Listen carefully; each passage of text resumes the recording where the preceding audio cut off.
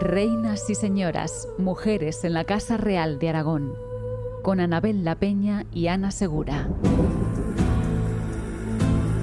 24 prohombres, abades, priores, el oficial del obispo y varios religiosos, 12 damas y otras tantas doncellas con cirios en la mano y 2 notarios esperan en la puerta de la cámara del rey mientras dentro se fragua un engaño.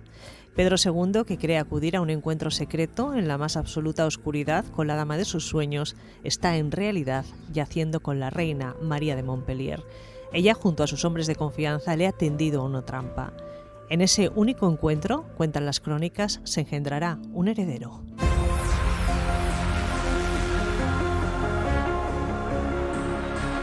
Casada por primera vez a los 12 años, viuda a los 15, rechazada 2 veces con sus 3 bodas desgraciadas, María de Montpellier fue el prototipo del enlace de una mujer de la clase aristocrática convertida en un objeto al servicio de los intereses políticos del momento.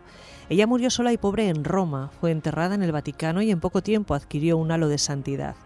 Ella engendró al heredero de la corona de Aragón, Jaime I, el que sería el conquistador.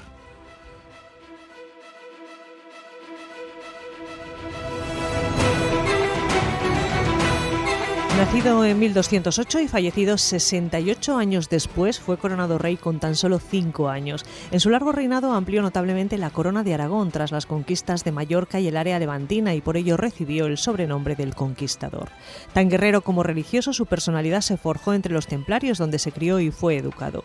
Su ideal, el espíritu cristiano al servicio armado de la cristiandad, plasmado en la lucha contra el Islam, guió su vida como rey. Pero el mismo calificativo o apodo, el Conquistador, puede ser utilizado en su vida personal por las numerosas mujeres con las que tuvo relaciones. Fue un hombre muy activo tanto en las conquistas como en las alcobas. Anabel La Peña, bienvenida. Hola, bienvenida. ¿Qué tal? Hablamos hoy del único hijo vivo de María de Montpellier, Jaime I. ¿Qué dicen de él las crónicas? Pues a ver, de él nos dicen varias cosas y además depende también de quién redacte esas crónicas. Desde luego se alaba su faceta de hombre conquistador. Ha tenido muy distinto juicio en relación a su figura, si es por parte de los historiadores aragoneses, que siempre hemos tenido una cierta reticencia porque no fue un buen rey en ese sentido para Aragón al marcar la frontera donde la marcó, una serie de actuaciones, pero también está para los valencianos, es su ídolo, les creó el reino de Valencia, a los mallorquines les conquistó el reino, Cataluña lo apoyó en la empresa sobre todo de Mallorca. Entonces hay una doble visión de este personaje, pero bueno, en general el balance en cuanto a ampliación de territorios para la corona de Aragón es altamente positivo. Vamos a hablar de él como persona porque tenemos una crónica que firma Bernard Desclots del rey Jaime I y que merece la pena que escuchemos. El más bello hombre del mundo. Era mayor que otro hombre un palmo y era muy bien formado y entero de todos sus miembros. Tenía una cara grande y roja y flamenca y la nariz larga y muy derecha y gran boca y bien hecha y grandes dientes y muy blancos que parecían perlas. Y los ojos negros, y los cabellos rubios, parecidos a hilos de oro, y grandes hombros, y largo cuerpo y delgado, y brazos gruesos y bien hechos, y bellas manos y largos dedos, y los muslos gruesos y bien hechos, y las piernas largas y derechas, y gruesas por sus medidas, y los pies largos y bien hechos, y delicadamente calzados. Bueno, Anabel, desde la punta de la nariz hasta el dedo gordo del pie, era un hombre estupendo. Sí, además nos está aportando lo que era para esta crónica fue escrita a finales del siglo XIII, lo que era el ideal de belleza, en este caso masculina, para la época. Y a mí siempre me choca mucho la descripción de los dientes. Estamos ante una sociedad que no tenía una higiene bucal importante, por lo tanto se les caía bastante los dientes y aquí se alaba lo blanco de los dientes, su perfecta dentición, etcétera. Entonces también llamaba mucho la atención porque claro, somos una raza un pueblo mediterráneo como el español, que somos más bien de tendencia a pelo más oscuro. Y se alaba precisamente el pelo rubio. Incluso en un posible retrato de Jaime I mucho más tardío se pone la nota en ese cabello rubio que debía llamar en aquellos momentos la atención.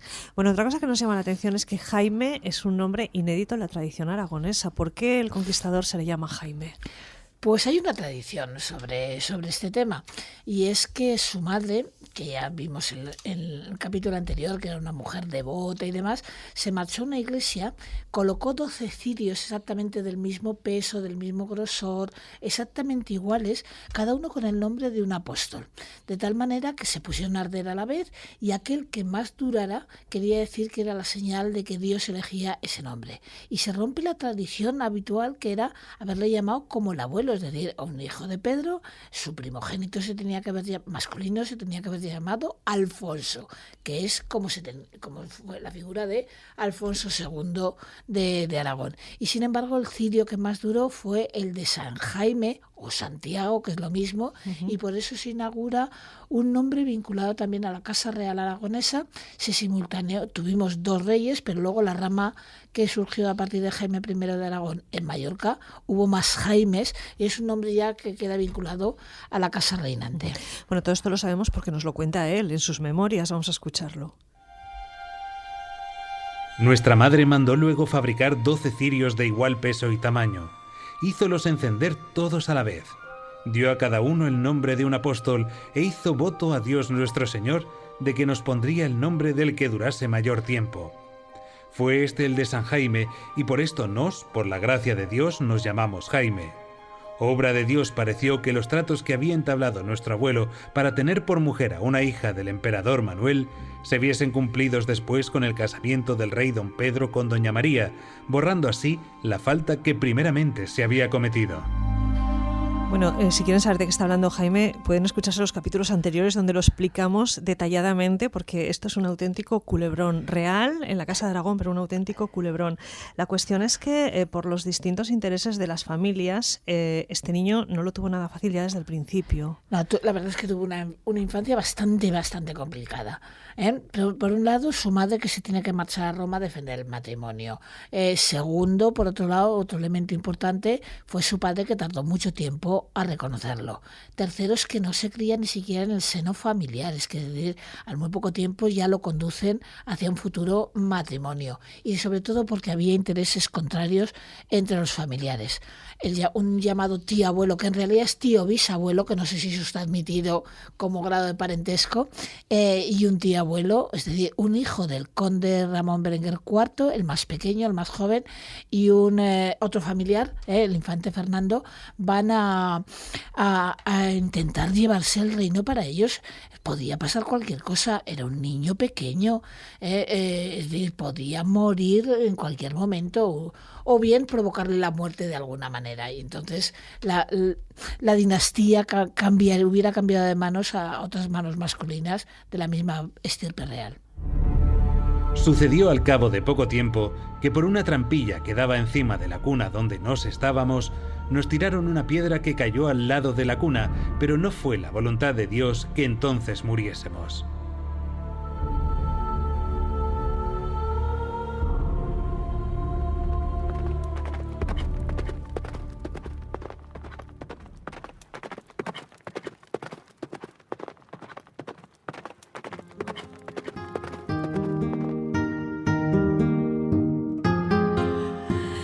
Bueno, hemos escuchado cómo lo cuenta él. Nos has contado en el capítulo anterior, y lo describe en las crónicas, que tras la noche de engaño que relatábamos al principio, Pedro II, después de yacer con María de Montpellier y engendrar a Jaime, salió de Montpellier a caballo, lo acabamos de escuchar, y que tardó más de un año en conocer a su hijo y mucho más en reconocerlo. María de Montpellier falleció en Roma y Pedro II murió en la batalla de Muret a los pocos años, dejando a Jaime huérfano. Este se convertiría en rey de Aragón con tan solo 5 años, se quedó huérfano con 5 años. Anabel, ¿qué sabemos de su infancia? Pues mira, de su infancia sabemos algunas cosas. Primero, que los planes de su padre, tenemos que situar, contextualizar los hechos que estaban sucediendo en aquellos momentos. Tenemos que tener en cuenta, volvemos a Pedro II, y tenemos que pensar en que en las tierras de Occitania se estaba combatiendo por parte de caballeros del norte de la actual Francia, más el mundo papal y demás, estaban combatiendo a los cátaros. Y el jefe, el caudillo de estos cruzados papales era la figura de Simón de Montfort. Entonces se pensó que lo mejor que podía hacerse era llevar a esta criatura y prometerla con el hijo de Simón de Montfort, con Amicia de Montfort. E incluso se pacta que se criaría con él, lo formaría como caballero hasta que cumpliera los 18 años. Esto iba a suceder en el castillo, en la ciudad hoy en día muy reconstruida de Carcassonne o Carcassona, en el sur de Francia. Pero después es que la cosa acabó de otra manera, porque en ese año del año 1213, primero muere su madre, como has comentado, en Roma, y queda ahí enterrada, y por otro lado es la muerte de su padre en septiembre, de la consecuencia de la batalla de Muret, que su gran enemigo era la figura de Simón de Montfort. Entonces, lo que era un pacto matrimonial con Amicia de Montfort se convierte en que Jaime se convierte en un auténtico rehén, y que no lo quiere soltar. Tuvo que intervenir el Papa Inocencio III para conseguir la vuelta de Jaime a lo que eran sus reinos. Y mientras tanto, los dos bandos familiares, los de Sancho y los de el otro familiar que hemos citado, Fernando, están disputando, se está dividiendo la nobleza, y era una situación complicada, hasta que por fin se consigue que sea encargado a los templarios de Monzón. Fíjate, Anabel, que aquí tenemos otra vez la figura del Papa, que estamos viendo ha sido a lo largo de la historia de estos siglos importantísima para defender los intereses de Aragón. La cuestión es que Jaime queda huérfano de padre y madre en el mismo año 1213, cuando solo contaba con 5 años, con sus familiares enfrentados por ejercer el poder, una minoría de edad real, ahí preso, por decirlo de alguna manera, en Carcassona. Se preveía un futuro complicado. ¿Qué es lo que pasó? Bueno, pues como te digo, la orden papal a Simón de Montfort va a permitir que se traslade junto con un primo suyo, se instala en la fortaleza templaria, y yo creo que esos años que pasó con los templarios forjaron un poco el carácter de Jaime I. ¿En Monzón? En Monzón. Con Guillem, estuvo bajo la tutela, por llamarlo así, de un personaje llamado, que era el comendador de la casa, Guillem de Monredón. Y bueno, allí se forma como caballero cristiano el ideal de la cruz, extender la cruz a través de las armas para combatir al Islam. Y yo creo que sí que fue la disciplina que se tenía en una encomienda templaria era importante, y ahí se tuvo que forjar bastante el carácter de Jaime I.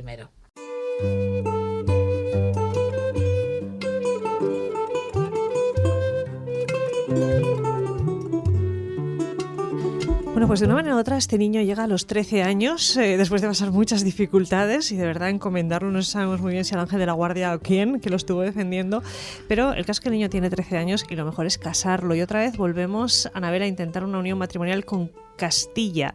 ¿Quién era Leonor de Castilla? Pues a ver, Leonor de Castilla es hija de Alfonso VIII, es hija también de su mujer Leonor de Plantagenet, y fíjate una cosa, este matrimonio con ligazón con Castilla primero nos podía resultar beneficiosa, compartimos una amplia frontera con Castilla, y además de eso, la familia Plantagenet era dueña de buena parte del mundo occidental europeo.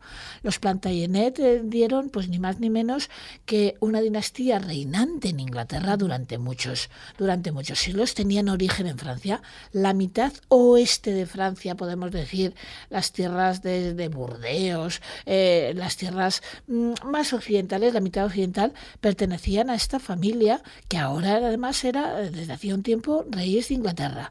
Es decir, que los nexos que teníamos a partir de este matrimonio podían interesar, y se fraguó, como siempre, un matrimonio concertado con una desigualdad de edad realmente importante, y bueno, era un consejo.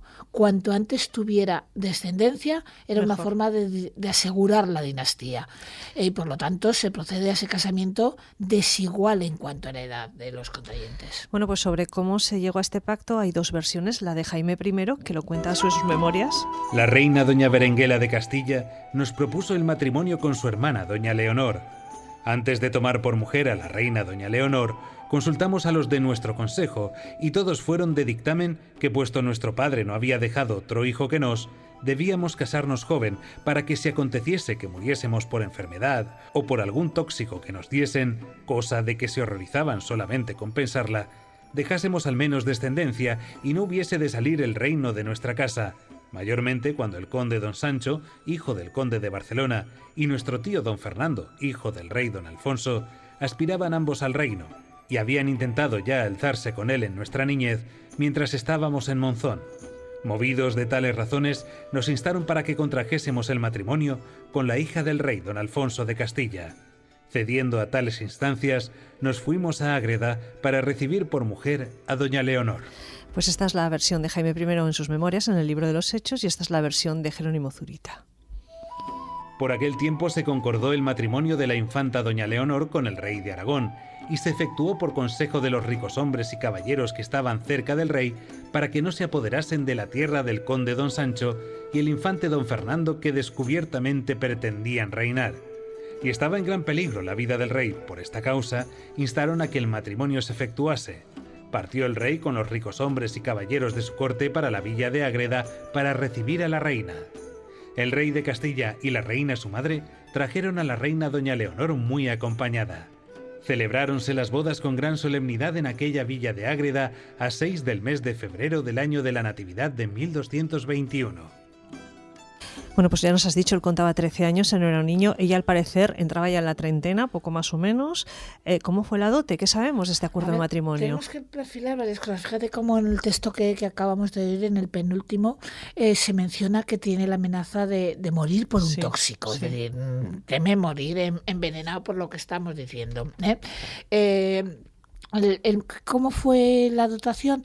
¿Qué me preguntas? Bueno, pues te puedo decir que lo habitual en aquellos momentos. Se les dan castillos, las rentas de determinadas villas, tanto en la zona como Daroca, como Épila, como otras zonas en lo que hoy en día marca un poco la zona de la franja aragonesa, pero que en aquellos momentos no está diferenciado claramente si esto pertenecía a un territorio o a otro. Se le da Barbastro, se le da Tamarite, además de varias villas catalanas.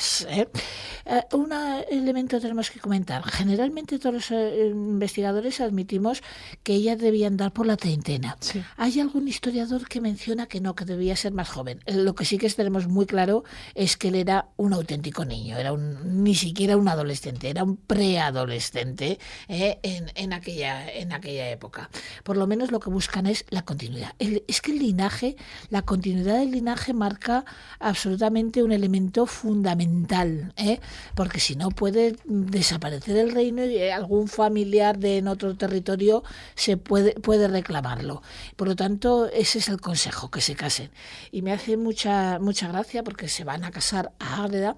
Ágreda hace unos años a Ágreda se le llamaba, es una villa soriana, por lo tanto castellana, de esa comunidad, pero se le llamaba Barbacana de Castilla. Era la adelantada. Dista muy pocos kilómetros de tierras de zonas de Tarazona. De Ágreda y Tarazona no llegan a 20 kilómetros. Y ahí tuvo que ser chocante ver aparecer en una villa que no era una población tan grande y demás, ver aparecer, dice que el séquito que acompañan a la reina. Entonces, se tuvieron que desplazar los padres, el padre, la madre, los caballeros castellanos, y eso hoy en día aún se sigue celebrando en Ágreda. Se hace esa conmemoración de las bodas entre un niño, esa figura que no podía realizar ni siquiera el acto sexual, no había dado gestos ni señales de lo que podríamos llamar haber entrado ya en una pubertad, Jaime I, con la figura de esta reina castellana, no reina, sino hermana de la reina de Castilla, Leonor. Pues fíjate, esto que dices, ya hemos comentado alguna vez el encanto que tiene la narración en primera persona de las memorias de Jaime I en el libro de los Hechos, que va contando su vida con una sencillez y una claridad que desarma. Y nosotros vamos a escuchar ahora un fragmento que precisamente hace referencia a esta situación. Entrábamos a la sazón en los 13 años y por falta de edad tuvimos que estar aún por espacio de uno en compañía de la reina, sin cumplir con ella lo que todo marido está obligado a cumplir con su mujer.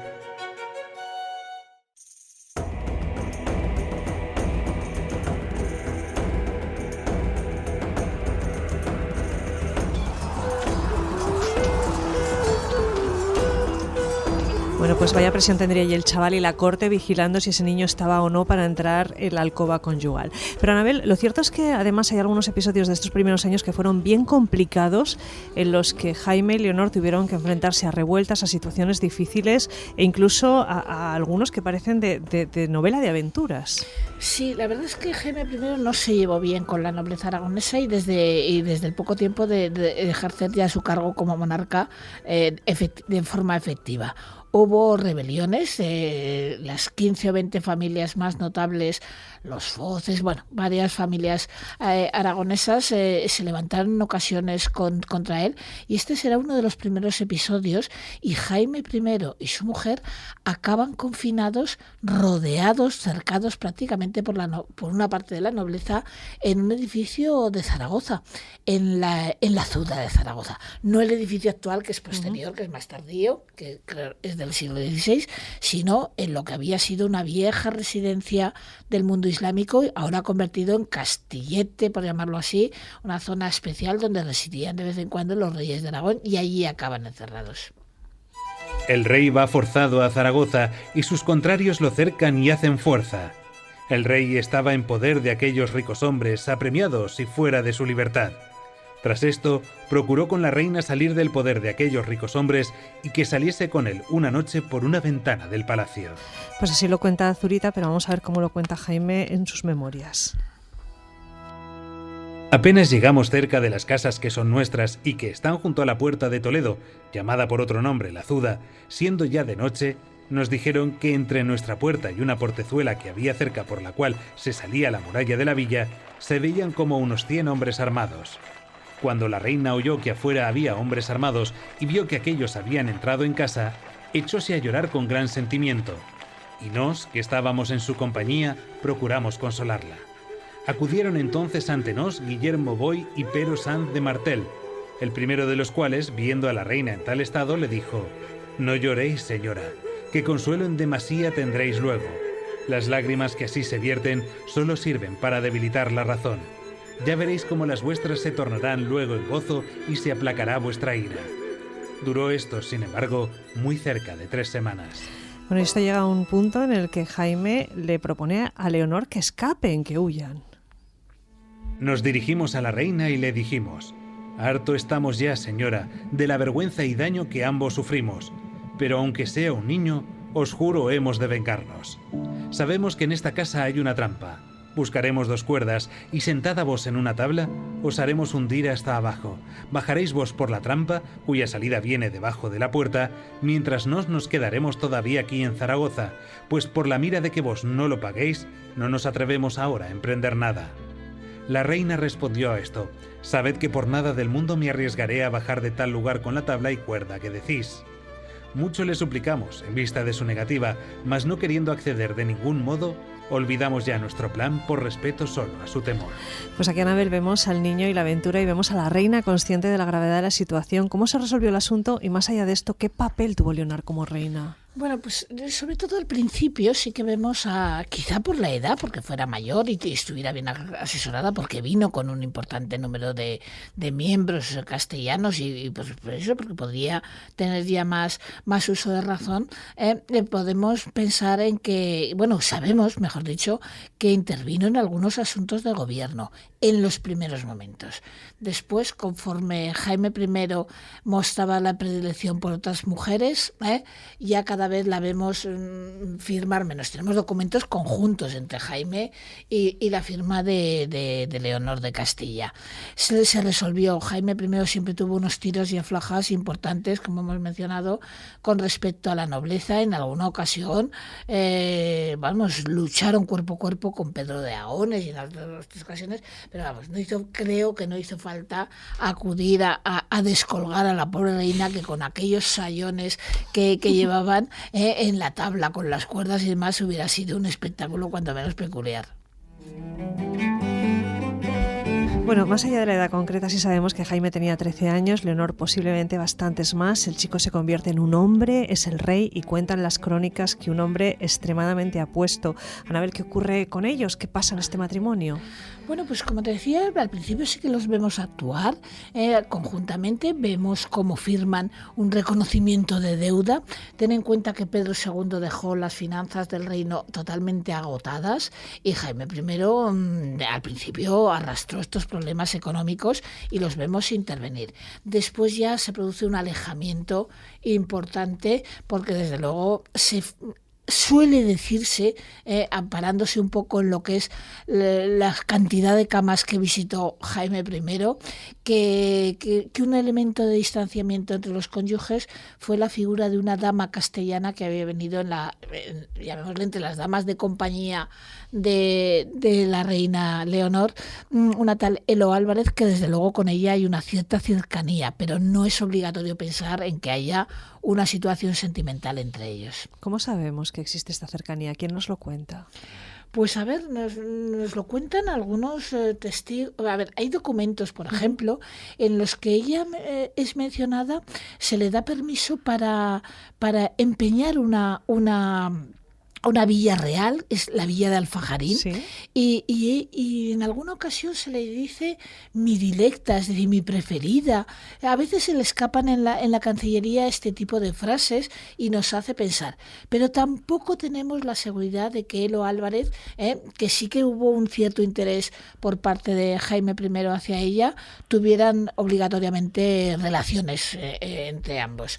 Era un hombre en una corte donde había elementos femeninos vistosos, jóvenes y demás, y pensando a veces en las mentalidades de la época, tampoco era fácil sacudirse de encima la persecución, entre comillas, ni más ni menos que de la figura del rey,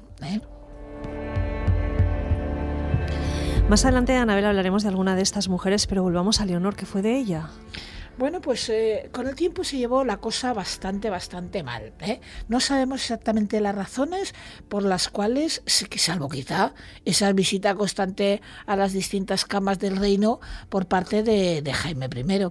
Entonces, sí que sabemos que hubo desavenencias entre ellos y hubo un poco que pactar cómo iban a quedar los bienes dotales, en qué manos podían quedar. No se podían dar más que a fieles de raigambre aragonesa, no fuera a ser que algunas de las poblaciones entregadas a doña Leonor era peligroso que se entregaran a manos a un fiel seguidor de Leonor de Castilla. Por ejemplo, estoy pensando en Daroca, por ejemplo, Épila es otra población. Entonces las desavenencias fueron cada vez más claras y acabaron culminando con la salida de ella y simplemente luego la Iglesia lo tuvo que asumir y se produce la separación definitiva, el repudio, aunque en alguno de los textos les llama divorcios, el repudio, alegando lo de siempre, razones de parentesco. Bueno, vamos a escuchar un par de testimonios sobre estas desavenencias. En este tiempo se desatan unas agrias desavenencias entre el rey y la reina, su mujer, y la discordia se encona con gran acervidad entre ellos, sembrando el llanto y la pena por todo Aragón. El rey se empeña a toda costa en que la Iglesia separe y condene como ilegítimo aquel matrimonio que todos hasta aquel día habían considerado como casto y canónico. Por consejo de los suyos, él trataba de fundamentar la causa. Sin embargo, estando en Borja el día 7 de diciembre de 1225, entrega la fortaleza y los poblados de Daroca, un castillo, Pina, Barbastro y Épila, a la custodia de pues las fuertes discordias entre los esposos hicieron que Jaime I iniciara el proceso de separación de su esposa. Este acto se hizo en un sínodo que se celebró en Tarragona bajo la presidencia del legado apostólico, el cardenal de Santa Sapina, que tenía la misión de resolver la disolución nupcial entre los cónyuges a petición de Jaime I.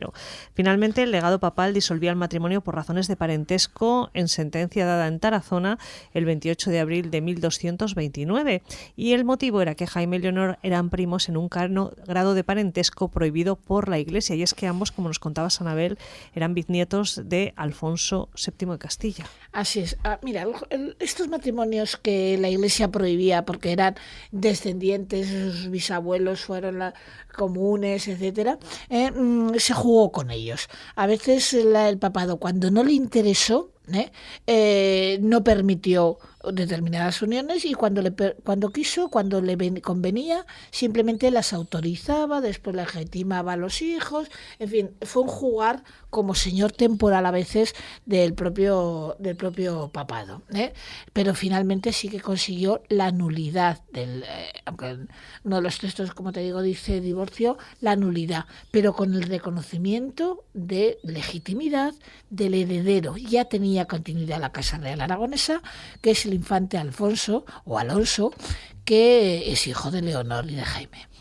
Vamos a escuchar precisamente esta declaración de nulidad del matrimonio real de fecha 1229.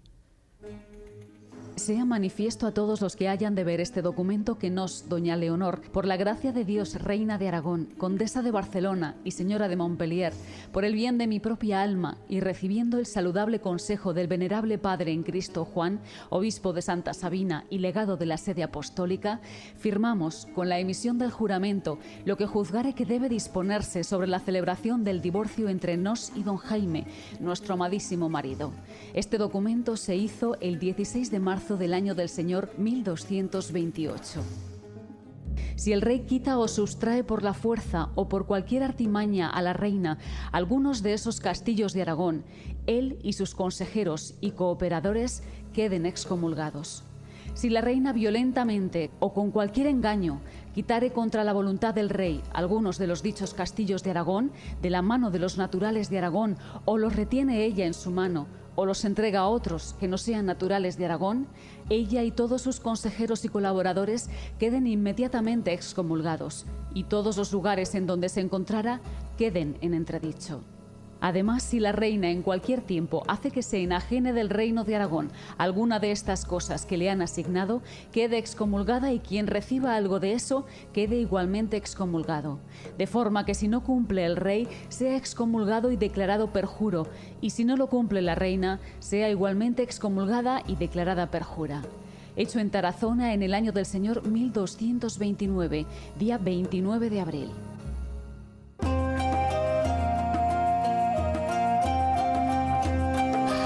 Y esto es un poco la muestra de cómo el parentesco les venía bien cuando les venía bien, porque les sirve para romper este matrimonio, pero al mismo tiempo el hijo de ambos es declarado heredero. Es declarado heredero y no llegó a reinar.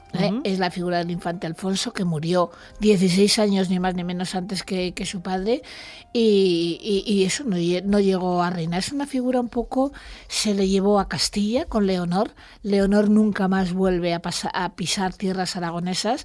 El infante Alfonso, que sí que es reconocido como heredero, no se llevó maravillosamente, que digamos, con la nueva esposa de Jaime. Es una figura un poco triste de la historia aragonesa. Entonces, bueno, pues esa es la situación que tenemos.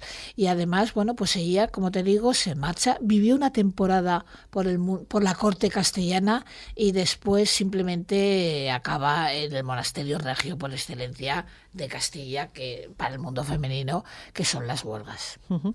Bueno, pues Leonor volvió a Castilla acompañada de su hijo. A partir de ese momento las relaciones fueron distantes y ocasionales, y nosotros tenemos que despedir a Leonor, pero Anabel, ¿sabemos algo sobre su enterramiento ahí en las huelgas? Porque unos años después esa tumba se abre.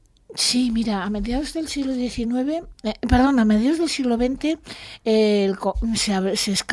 se sumaron los restos y demás en muchas de las tumbas reales regias, y lo que resulta sorprendente es el tipo de tejidos que hoy en día se pueden ver. Es el mejor museo de tejidos medievales que tenemos en el mundo. Las camisas, las sayas, los brocados, las sedas, en el caso que se han conservado. Y ahí sí que aparece, a mediados, como te digo, del siglo XX, los restos identificados con Leonor de Castilla. Era una mujer de buena envergadura, no excesivamente alta, o quizá para aquella época sí, es 1,60 m aproximadamente lo que da la momia.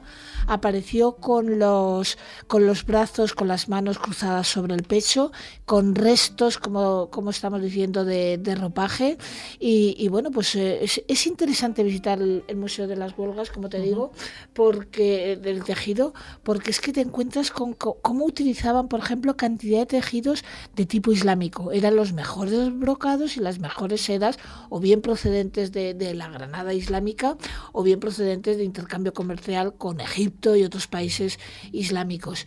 Y resulta interesante cuando se hace este tipo de excavaciones. Ese museo que es, a mí además de interesante, me resulta muy emocionante ver ahí cómo se ha preservado a lo largo de los siglos. Las telas están prácticamente... El frío burgalés. Sí, totalmente. Bueno, no se lo pierdan en el Monasterio de las Huelgas en Burgos si tienen una ocasión. Nosotros con la Dama de Aragón llegamos al final de este capítulo. Dejamos aquí a esta princesa, a esta reina, Leonor de Castilla. Pero claro, Jaime I era muy joven, Anabel, tenía apenas 25 años, vivió muchos más y le pasaron muchas más cosas que nosotros iremos contando en los próximos capítulos. Gracias, Anabel La Peña. Este podcast que ustedes han escuchado lo hemos podido hacer gracias a la ambientación sonora de Vicente Bordonaba y Carlos Oyarzábal. Joel Belda ha estado hoy en la realización técnica y las voces maravillosas que han escuchado en las grabaciones son de Rafa Moyano y Sara Villella. Si quieren escuchar más capítulos, los van a encontrar en Aragón Radio y en Aragón Cultura. Reinas, damas y señoras, mujeres ocultas en la Casa Real de Aragón. Una pinteta d'or, cada cabell una perla, cada perla un anell d'or. Ai, adeu, Anna Maria, robadora del amor. Ai, adeu.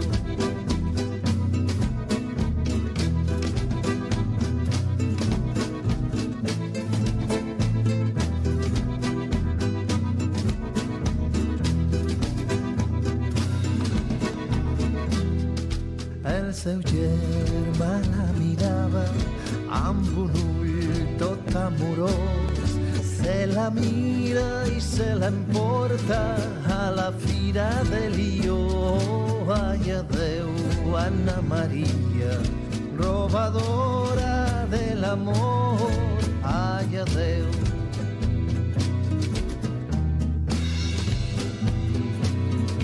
De tants anells que li compra, li cauen del mocador. Tingui, senyora Maria, tingui l'anell d'or. Ai, adeu, Anna Maria, robadora de l'amor. Ai, adeu.